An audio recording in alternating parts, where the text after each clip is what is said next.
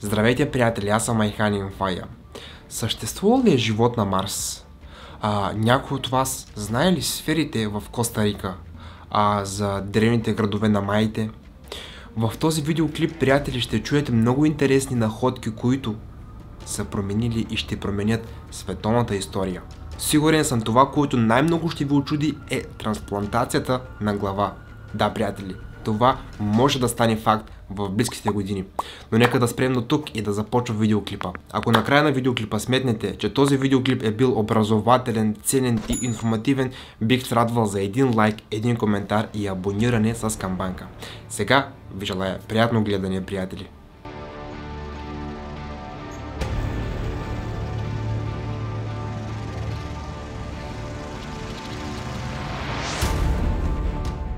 Много хора знаят, че всяка година учените правят много важни сензационни открития. Някои от тях обаче понякога противоречат на всичко, което пише по учебниците и енциклопедиите и коренно променят представите за нашата планета. Днес ще ви разкажа за 10 най-интересни исторически открития, които ще ви шокират и може би дори ще ви накарат да се усъмните във всичко, което сте знаели и чели преди. Така че забравете всичко, което са ви учили в училище и да почваме.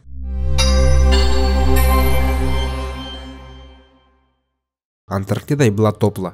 Не е тайна, че в момента 98% от територията на Антарктида е покрита с дебел слой лед. Трудно е да се повярва, но преди милиони години този континент се е смятал за тропически. На най-студеният континент са растели палми, тичали са различни древни маймуни и съвсем вероятно са се срещали сладки тропически плодове. До такова необичайно заключение са стигнали учените, които са открили вкаменени растения сред ледовете на Антарктида, които в никакъв случай не биха могли да растат в ледената пустиня. Въпреки топлото си минало, днес милиони квадратни километра от този континент изглеждат като полярна пустош. Това наистина ме кара да мисля колко драстични промени могат да съществуват в света. Кой знае, един ден пустинята Сахара може да се превърне в новата Антарктида, а самият полярен континент да се превърне в курортна зона.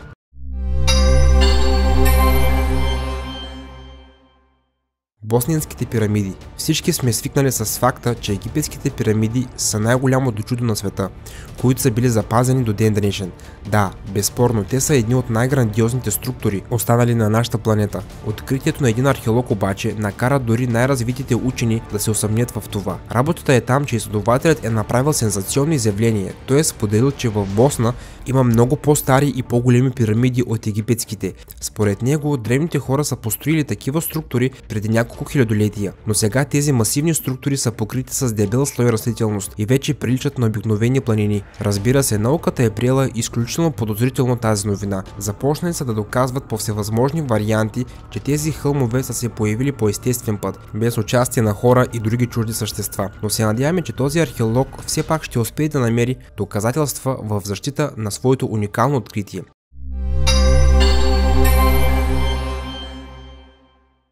Съвременните болести при древните хора. Общо прието е, че ракът е заболяване на съвременния свят. Наскоро обаче учените са стигнали до заключението, че древните хора също са страдали от онкологични заболявания. Изследователите от Испанския университет са доказали това преди 2 години, когато са открили, че на една от египетските мумии има следи от ракови клетки по гърдите. Според експертите, възрастта на мумията вече е на повече от 3000 години и тя е една от първите жертви на рак в света. Но най-интересното е, че след известно време историята е станала още по-интересна. Оказало се, че онкологичните заболявания са много по-стари. Злокачественият тумор е открит още от австралопитеците, които са живели на Земята преди повече от 2 милиона години.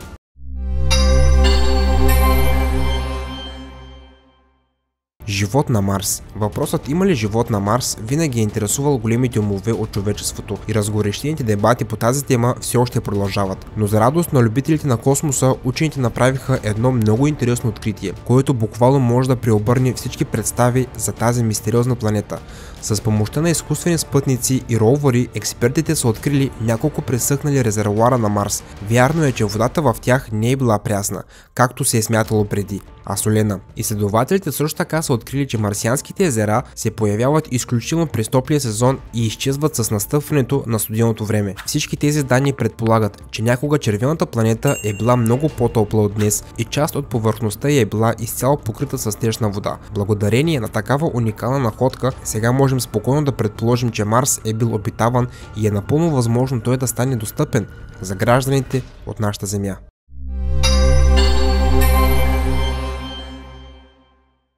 градът на маите. Понякога е трудно да се повярва, че някои големи открития могат да бъдат направени от дете, но все пак се случва. Изгубеният град на маите е открит от 15 годишен канадски ученик на име Уилям. Той се интересува много, защо тези народи са построили селищата си не там, където им е удобно за живот, а на доста странни места, например в труднодостъпни джунгли или по планинските склонове. Младият ученик е имал изключително налудничево мислене. Той е твърдял, че индианците са строили своите градове в съответствие с местоположението на звездите в небето. Момчето направило карта на населените места, насложила е върху картата на съзвездията и е успял да предвиди къде се намират други неизвестни градове. Теорията на Уилям е била потвърдена от учените. Изгубените селища главно са се намирали в джунглата, в югоизточната част на Мексико и близо до границата с Гватемала. Между другото, това се оказва не само 118-тият град от цивилизацията на маите, но и една от 5-те най-големи подобни находки. Мислите ли, че учените биха могли да намерят нещо друго по този начин?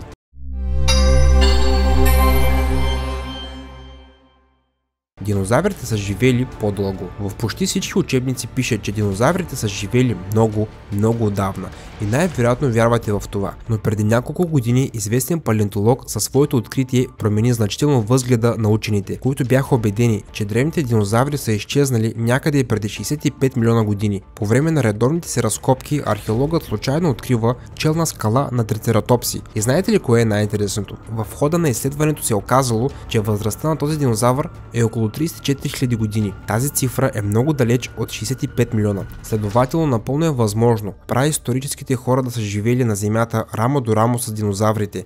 И ако това е вярно, а не приказка, тогава хората вероятно е трябвало да са живели в постоянен страх и да са бягали от динозаврите.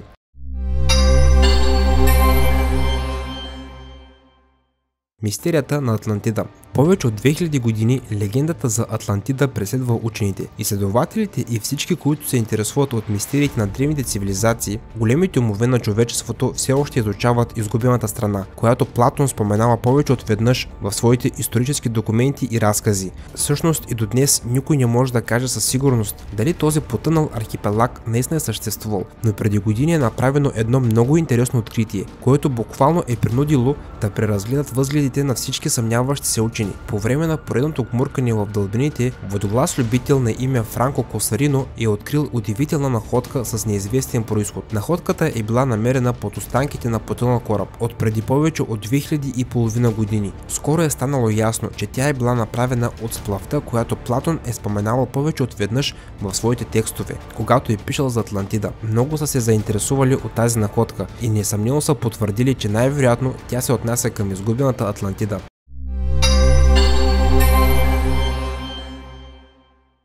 Еволюция на микробите. Още от откриването на антибиотиците, човечеството непрекъснато е в своеобразна надпревара със света на бактериите, които са се научили да се развиват много бързо, в синхрон с появата на нови лекарства. Колкото и тъжно да звучи, но днес в това състезание ние сме в центъра. Много хора смятат, че учените са в състояние да създават нови лекарства веднага след откриването на нова болест или вирус, но всъщност микроскопичните вредители се развиват много бързо, постоянно се размножават и моментално се адаптират към новите условия. Само си представете, обикновен микроб живее между 20 и 30 минути и през това време успява да остави след себе си огромно потомство, така че без значение колко мощно е лекарството, винаги има шанс сред милиардите зловещи бактерии да има такава, която ще успее да устои благодарение на случайно придобита мутация и след като е успяла да се разпространи, ще предаде тази способност на неговите потомци. По този начин има вероятност оцелял по чудо вредител да отгледа цяло потомство във вашето тяло, което да стане напълно незаметно. Следователно, каквото и да кажем, със всеки изминал ден сме поставени под риск и сме напълно безпомощни и изправени пред болести, за които няма лек.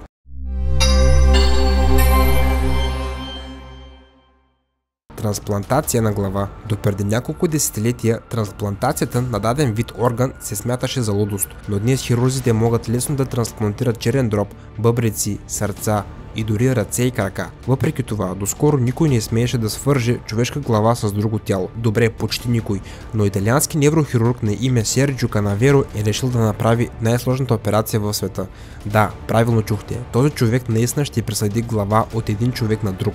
Разбира се, че тази смела стъпка е развълнувала целият научен свят, но и цялото човечество като цяло. Основният проблем при трансплантацията на глава е гръбначният мозък, тъй като той е пряко свързан с други важни тъкани, разположени в черепа черепа и е отговорен за предаването на всички необходими сигнали към други части на тялото. Ако се повреди, тогава човек просто няма да може да чувства абсолютно нищо. Но точно в това е целият смисъл на подобни операции. Да се помогне на онези, чието тяло, да кажем, изцяло се е разпаднало и трябва да бъде напълно подменено. Така че ако тази невероятно сложна операция стане успешна, тя ще позволи на световната наука не просто да направи крачка напред, а буквално да направи огромен скок в бъдещето.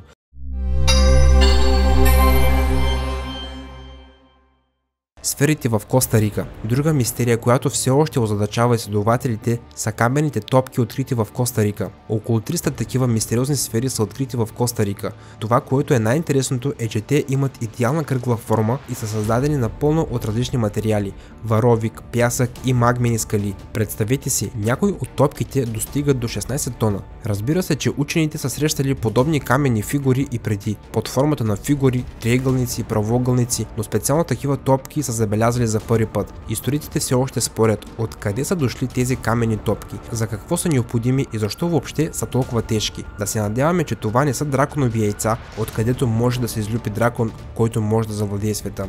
Видеоклипа хареса ли ви, приятели? Не забравяйте долу в коментарите да споделите вашето мнение. Отговарям на всеки един коментар. За мен това е удоволствие да видя какво е вашето мнение за моите нови видеоклипове. Ако видеоклипът ви е харесал, не забравяйте един лайк, един коментар и абониране с камбанка.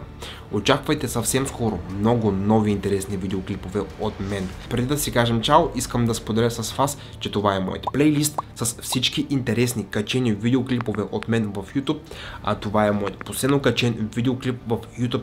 Много интересен, цъкайте и се наслаждавайте. Чао, приятели, и до скоро!